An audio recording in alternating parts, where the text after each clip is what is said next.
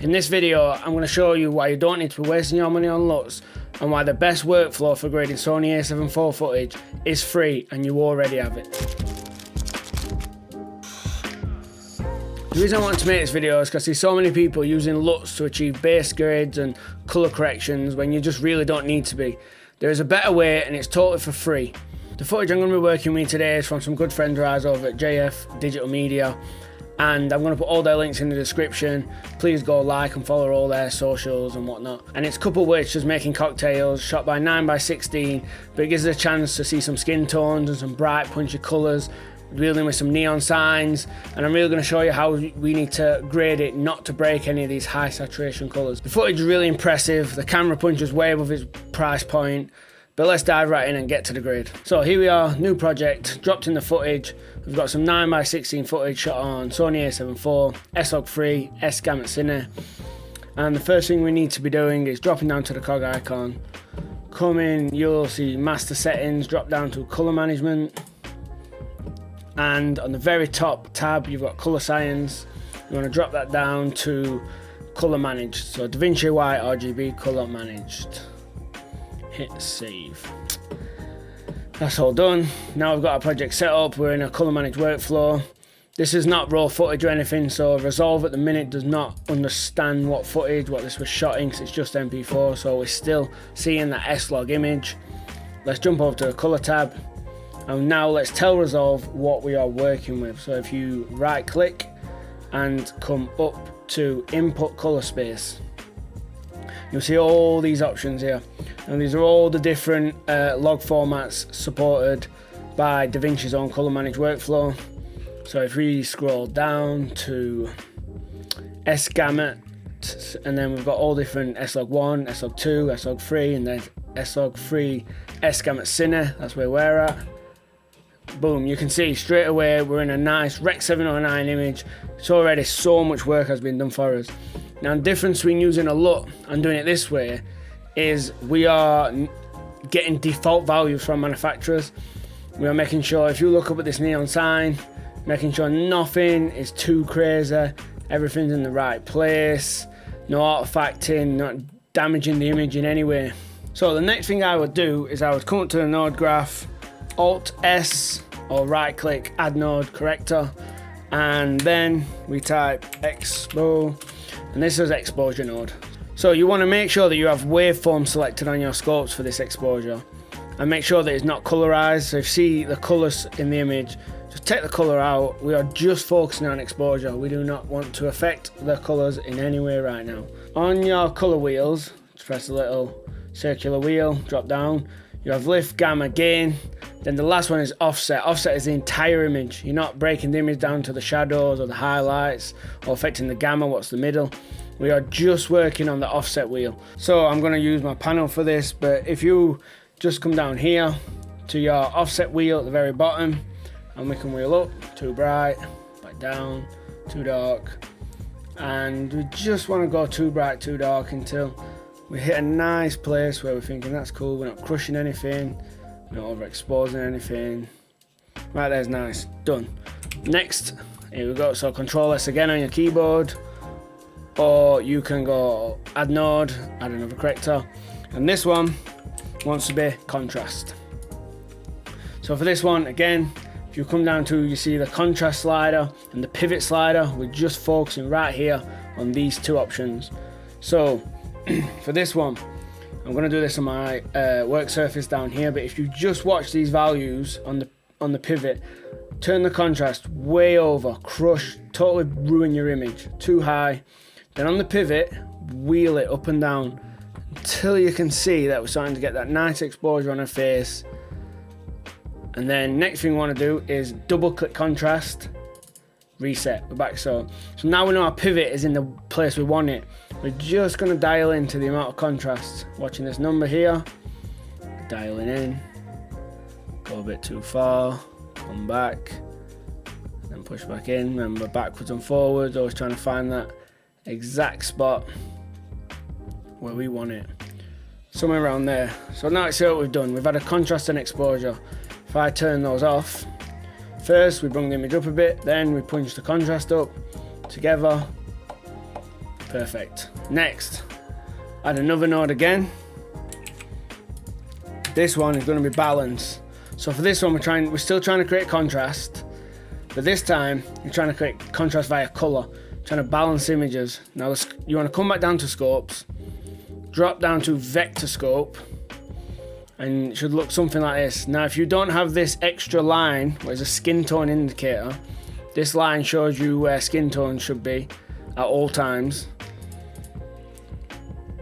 If you come down, it says show skin tone indicator.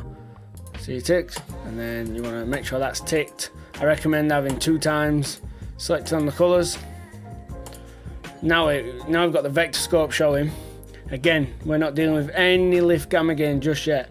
We're dealing with just the offset. So this time we're coming up to the big wheel, the hue wheel just above. I'm going to be doing this on my work surface again. But if you come to this big wheel and just watch how it moves, what I'm doing is if you're looking at the vector scope, looking back at your image, I'm going to push up to magenta, then push down to green, making sure there's no green or magenta getting that right on that skin tone line. And once I'm happy with the green and magenta, I'll start pulling it into the blue to the cooler side. Now if you look, what I'm aiming for here is I'm aiming for my skin tones on the skin tone indicator line. I'm also hoping for the bulk of the image, what is just here in the center of the vector scope, to be centered basically, because that's where we're going to get the most color contrast. And again, as always, we punch too much, and then we come back, just off and on that to see, subtle but nice, just creating some separation, just adding some cooler tones into the background, where probably a little bit too much for me. I'll punch back. And done.